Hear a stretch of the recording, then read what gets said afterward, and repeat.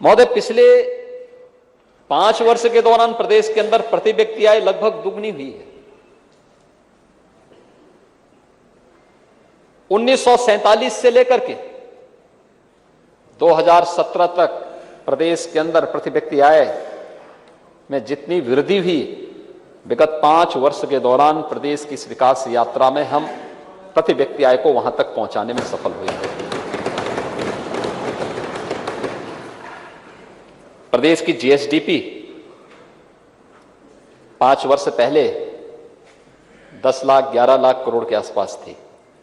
आज हम इसे 20-21 लाख करोड़ रुपए तक पहुंचाने में सफल हुए हैं। प्रदेश की अर्थव्यवस्था, अगर देश के अंदर हम कहते थे, कोई आता था देश के सामने, दुनिया के सामने, हमें जब प्रदेश के प्रेजेंटेशन को प्रस्तुत करने का अवसर प्राप्त होता था तो एक बात आती थी कि उत्तर प्रदेश आबादी का देश का सबसे बड़ा राज्य है, लेकिन अर्थव्यवस्था में हम कहां हैं? क्योंकि आज जिस युग में हम जी रहे हैं, अर्थव्यवस्था प्रधान व्यवस्था है। कहां हैं हम लोग? 15-16 में देश की 6ठी अर्थव्यवस्था थी, आबादी में नंबर 1, दंगों में नंबर 1 पर होता था। जातीय दंगे होते थे, सांप्रदायिक दंगे होते थे, भ्रष्टाचार में नंबर 1 पर था, विकास में सबसे पीछे था, गरीब कल्याण की कोई बात ही नहीं करता था, अर्थव्यवस्था में 6 नंबर पर थे। और मात्र इन 4.5 वर्षों के दौरान जो परिश्रम हुआ है, उसका परिणाम है कि उत्तर प्रदेश आज देश की नंबर 2 की अर्थव्यवस्था बनी है। देश के नंबर 2 की अर्थव्यवस्था में उत्तर प्रदेश है।